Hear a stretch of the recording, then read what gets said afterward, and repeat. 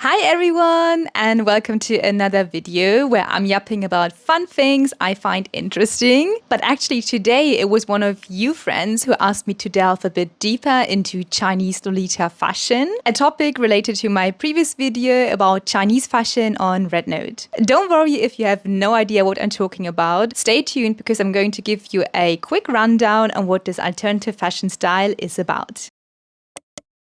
I'm actually matching the theme today because I'm wearing a headbow and wrist cuffs and a dress by Chinese Lolita brand Shimotsuki Sakuya. And I know the name sounds Japanese, but it is a Chinese Lolita brand. So Lolita fashion is a fashion from Harajuku, Tokyo, and it dates back to the 70s, but only really found its signature style in the late 90s and 2000s. An outfit usually consists of a one-piece dress or a jumper skirt. A jumper skirt is a dress with these kind of straps here. A jumper skirt is worn with a blouse underneath. You're also supposed to wear a petticoat to have a bell-shaped skirt. You wear knee-high socks or tights, Mary Janes or other platform shoes, and a hair accessory such as a headbow or a headdress. As you might be able to tell, Lolita fashion is greatly inspired by French Rococo and Victorian England, with influences from contemporary designers such as Vivienne Westwood and in general kawaii culture.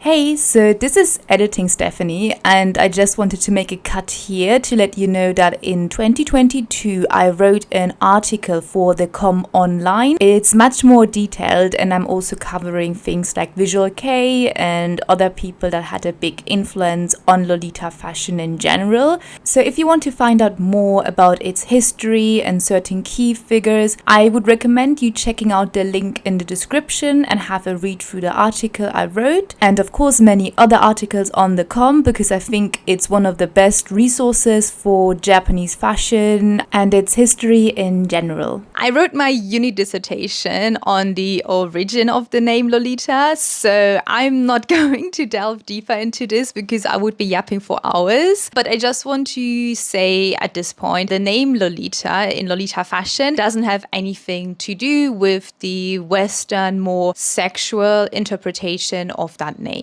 But let me know down in the comments if you want me to make another video where I'm talking about my research and findings on the origins of the name, and I'll think about it.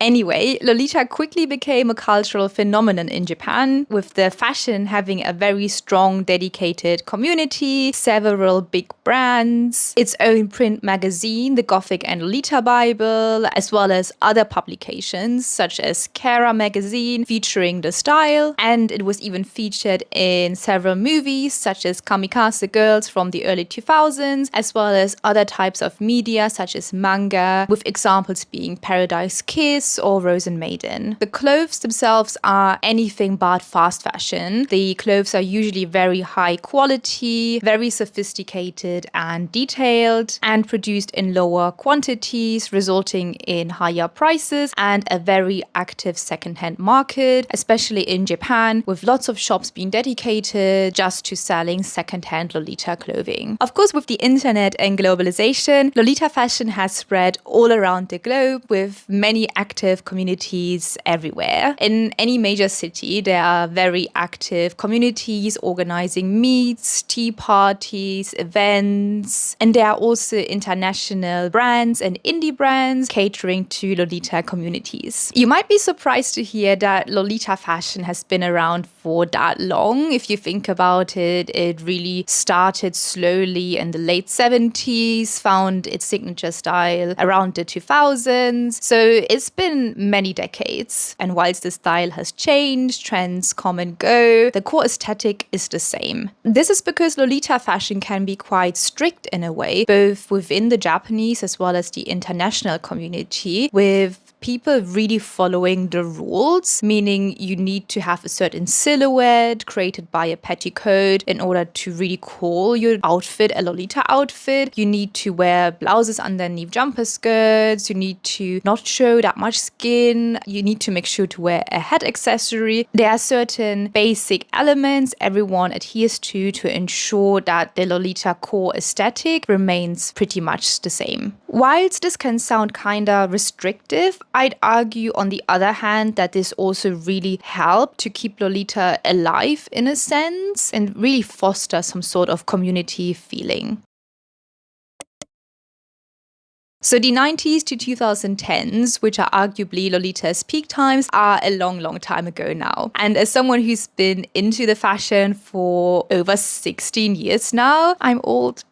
I can really see how much things have changed. As of recently, a lot of people have noticed an increase in prices from Japanese brands and a big decrease in the quality of these items. Angelic Pretty, for example, one of the pioneers of OTT Sweet Lolita in the 2010s and one of the older major Lolita brands from Japan, seems to have not only toned down their designs quite a lot in the most recent years, but also now resorts to polyester and other cheaper materials for their laces and trims instead of cotton, which is the material they used to use back in the day. Some other people point out that AP's dresses seem to be less detailed, with a lot of dresses not having pockets anymore or an underskirt. I only own one AP dress from quite a few years ago, and my dress still has pockets and an underskirt. So I can't speak from experience here, but if you own a lot of AP, please let me know if that's the case or if that's something you experienced as well. Style-wise, Lolita has always been evolving. The way Lolita used to look like in the early 90s is greatly different to what's been trending in the 2000s and 2010s. So now we should have some distinct trends and styles within Lolita too, right? I'd argue not in Japan at least. If anything, it seems like we're currently in an era of stagnation. The big brands such as AP or Baby the Starshine Bride have been re-releasing their most iconic prints and designs from the last decades, instead of managing to create designs that reach the same level of prestige. And there's also a huge focus on what is now called old school Lolita. Think of Momoko from Kamikaze Girls and her iconic Baby the Starshine Bride dresses and Vivienne Westwood rocking horseshoes, and you know exactly what I'm talking about. If anything, a longing for how Lolita used to be like back in the day is now in trend. And even Baby the Starshine Bride has re-released some of their most iconic old school designs. Is this just the natural flow of any fashion cycle, or are we all just nostalgic for the past right now? So I did notice some changes, especially with Angelic Pretty. AP, as of recently, has opted for more toned down color palettes and simpler designs. At the height of Girly or Lam K between 2014 and 2017, you can really tell how AP tried to incorporate some of that trending mainstream aspect of that fashion into their own style. So you can really see in their photo shoots that the models tend to have makeup associated more with Lam K, and their hairstyles were also more in line with what was trending in Japan at that time. During that time, you can also really tell that AP shifted towards more tulle and sheer fabric instead of cotton lace, for example. Of course, Lolita has never been mainstream, but I'd argue that AP tried to cater to a more mainstream audience by incorporating trends that were more in the Japanese mainstream at that time. Additionally, all of this being re-releases or tending to more mainstream audiences could also speak for a lack of direction within Lolita fashion in Japan and in general creative stagnation. I also think,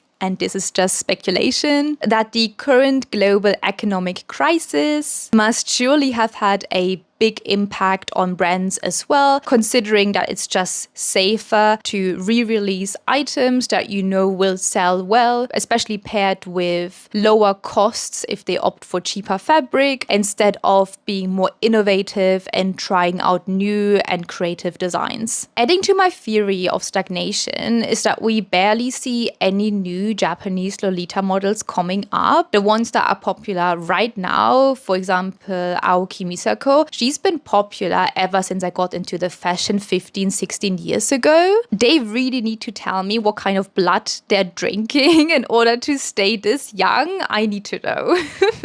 We also obviously have your magazines dedicated to Lolita fashion, with a lot of the mentioned magazines such as Gothic and Lolita Bible having stopped publications. I remember some years ago there was a huge debate on whether Harajuku is dead, and especially after COVID, seeing that a lot of brands in Harajuku had to close down their storefronts because there were no customers to buy their items. And nowadays, with an influx in mainstream tourism who don't necessarily want to buy alternative Japanese fashion styles, this can obviously increase the risk of running an alternative fashion business. I honestly think there are quite a lot of factors as to why Lolita fashion, especially in Japan, seems to have gone into a less innovative direction.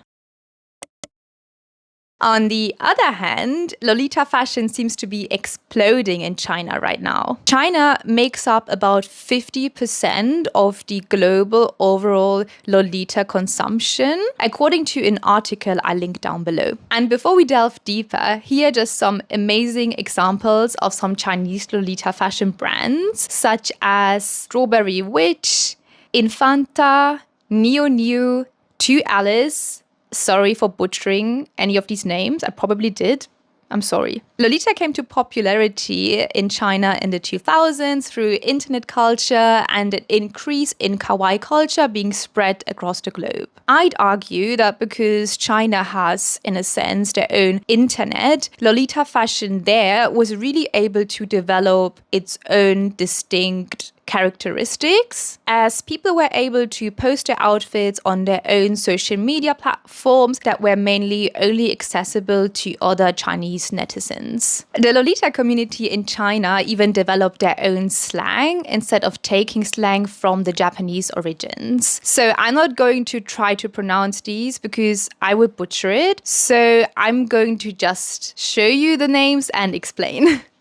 So we've got this name and this name here, and Lo stands for Lolita, and this here stands for girl, whilst this stands for boy. So we've got two distinct words for Lolita within the Chinese Lolita fashion community. And then we've also got this beautiful name here, which translates to Earthman and is being used to differentiate between Lolitas and people not wearing Lolita. And I find it so funny that they call people not wearing Lolita Earthmans, as if Lolitas are from a different planet or universe. A lot of new Chinese Lolitas find out about the fashion on Douyin, so Chinese TikTok or Xiaohongshu, that's Red Note, which also allegedly contributed to a mainstreamification of the fashion in China. Apparently nowadays, some Lolita items are seen being worn by people who are unfamiliar with the fashion, only because some Lolita items entered mainstream fashion trends through online spaces. I've also come across a really interesting interview between Chinese Lolita model Anran and Japanese Lolita model Midori Fukasawa, and I'll link down the interview below.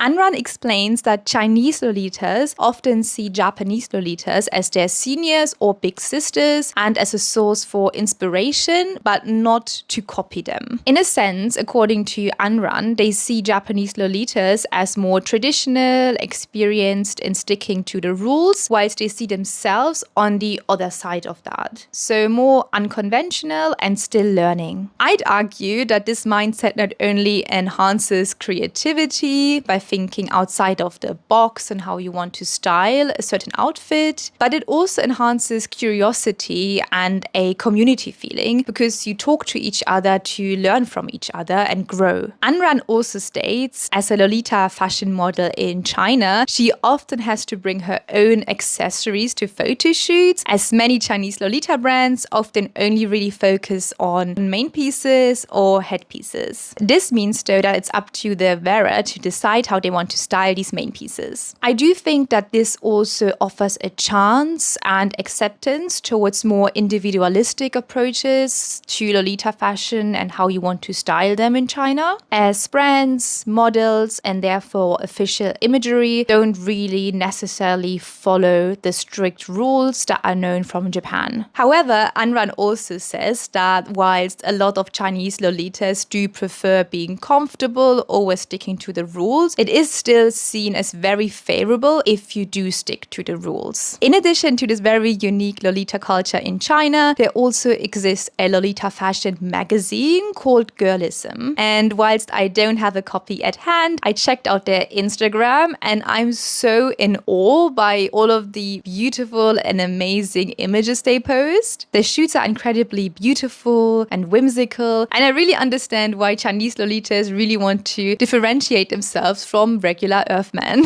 Girlism mainly features photo shoots, but also tutorials, news on upcoming brand releases, outfit snaps, and so on. And they also organize a yearly fashion show for the community. You might be familiar with the term Taobao, which is a Chinese e-commerce platform where a lot of people can open their own shops and sell their own items. In fact, most Chinese Lolita brands have a Taobao shop, making it super convenient for people to buy from them. On top of that, they're usually much cheaper than Japanese Lolita brands, making Chinese brands especially popular amongst the Western Lolita community who are looking for more affordable pieces.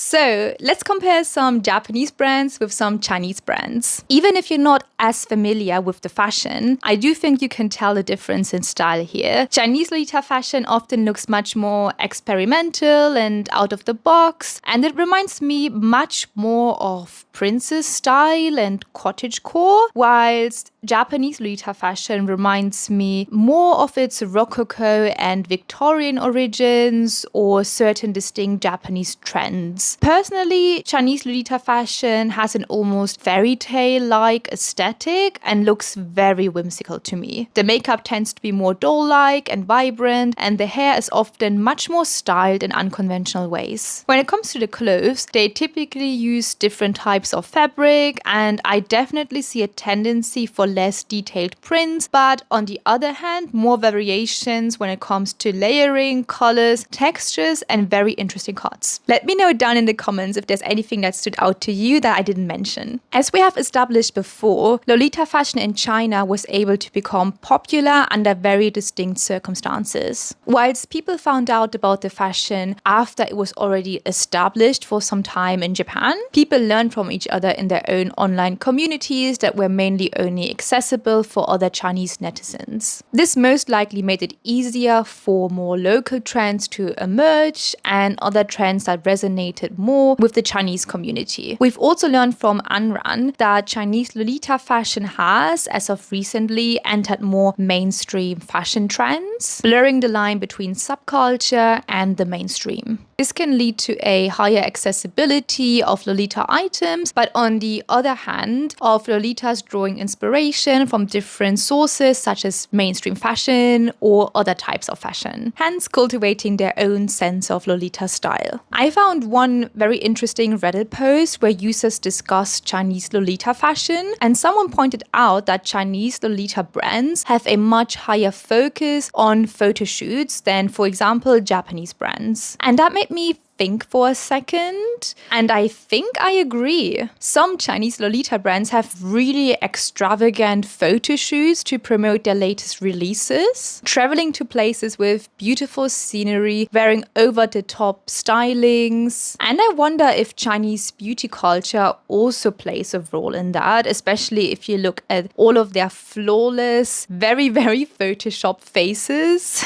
As this slightly stands in contrast to what Anran claims, namely that Chinese Lolitas tend to prefer being comfortable, it made me think again. And I think I came to the conclusion that Chinese Lolitas may only really go out in full-on Lolita when they plan for a conceptual photo shoot. But then on the other hand, prefer to incorporate parts of their Lolita fashion into their daily lives instead of wearing a full-on coat on a day-to-day basis. So basically making the photo shoots the highlight or the special moment in their fashion journey. On the other hand, in Japan, the way brands promote their items is much more in line with how people would actually wear their items on a day-to-day basis. So there's no need to have a very conceptual or fairy tale-like photo shoot in order to promote these items, or over-the-top styling, as the potential customers are supposed to relate more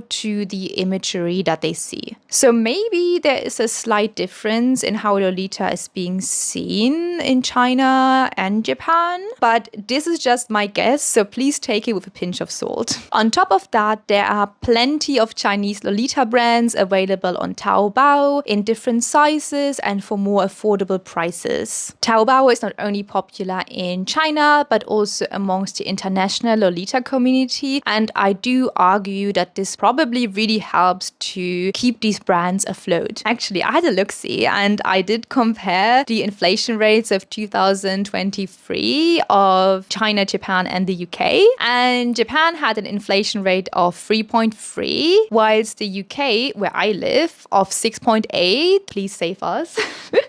And China of 0.2. This could mean that people in China in general have a much higher purchasing power compared to people in Japan and might be more likely to spend their money on clothes. Looking at other publications such as Girlism hosting annual events, I think this really speaks for a very active Chinese Lolita community. Speaking about inflation, it's not a secret that the Japanese economy has been hit quite badly since COVID, with a lot of shops in Harajuku being forced to close down. During COVID, there was a huge lack of tourism in Harajuku, and nowadays it's quite the opposite. There is a big influx of mainstream tourism, so people coming to Harajuku who might not actually necessarily want to buy alternative fashion. With this type of economic uncertainty, I don't see it as surprising that Japanese Lolita brands are trying to play it safe by re-releasing prints and designs they know will sell well. Additionally, to make use of the Lolita boom in China, a lot of Japanese Lolita brands have opened stores there as well and hosting tea parties for the local communities. On the other hand, Chinese brands have gained a huge popularity in Japan as well, with a lot of media coverage of some of the most popular brands. So there is a can of worms I don't want to open right now, but there is a slight discussion around Chinese Lolita brands in the Western Lolita community, with some people apparently feeling quite strongly about gatekeeping Lolita and having Lolita a very certain way, whilst other people really embracing the changes and resorting to Taobao for more affordable and really pretty Lolita items. There's also some discourse around the term Taobao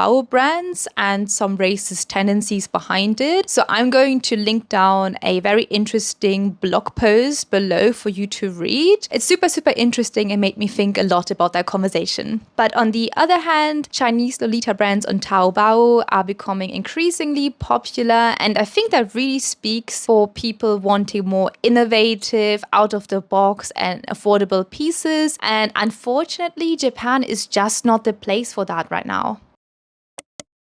So let's take a deep breath. A lot of what I said was based on my research as well as my own opinions and the theories and conclusions I drew from what I've read. But from what we've learned today, Lolita fashion is booming in China with a very creative and less restrictive approach to the fashion. A large amount of brands selling Lolita clothes for more affordable prices, and paired with a probably better purchasing power in China as compared to Japan, it makes sense that China really seems to be on the forefront of Lolita fashion, at least at the moment. However, I don't want to be all doom and gloom here. With Japanese brands re-releasing prints and items, a lot of people are super happy that they have the chance now to get their hands on some items that they couldn't get their hands on several decades ago. I, for example, love old school Lolita, and I'm crying that the prices on the second-hand market are so expensive right now, but I'm also super happy how everyone really appreciates the old times. However, I'm also really grateful to see how Chinese Lolita brands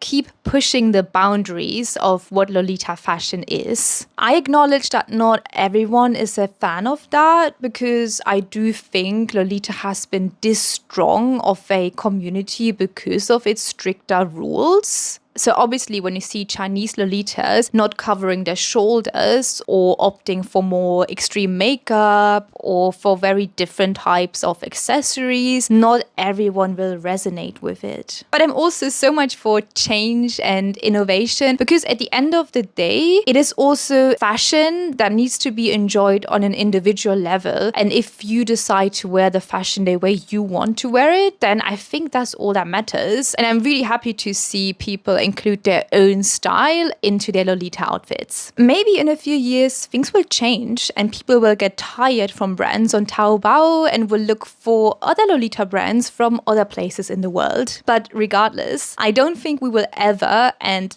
touch wood, see the big brands, so AP, Baby or Meta, ever go down, because they almost have a godlike status within the Lolita community from anywhere in the world. Additionally, I'm following the Gothic Lolita market on Instagram, which is a Lolita market in Tokyo that's hosted a few times a year, and they also sell online during that time, so it's really worth checking out. And also a few people organize Harajuku Day in Tokyo, which is a day where people come together wearing different types of alternative Harajuku fashion to hang out. So I don't think the J fashion scene in Tokyo is dead at all. Like, it is still very active and thriving. I actually would have loved to delve a bit deeper, especially with the differences between Japanese and Chinese communities, their activities and what they do. But it was really, really hard to find any articles on that. My research mainly focused on brands and aesthetic. But if you are part of the Japanese or Chinese Lolita community, I would love to hear your thoughts. Again, please let me know down below what your thoughts are. Like, I ended this video quite with an open end. So we all know fashion is changing, and especially with how things are going on, it makes sense that maybe some other brands are on the forefront of new trends and styles right now. But you know, things might change in a few years, and I also don't think that that's a bad thing either. If anything, I really appreciate to see the input of so many different types of communities, because at the end of the day, isn't it a beautiful thing that so many people around the world do enjoy the same fashion style? In a sense, it kind of connects you with someone on the other side of the globe that you don't even know, and I think that's really beautiful. Thank you so much for watching and listening to me yapping again. If you have any video ideas, anything you want me to cover next, let me know down in the comments. And I'm so happy for everyone who can resonate with what I'm talking about. So thank you so much for watching, and I'll see you in my next video. Bye!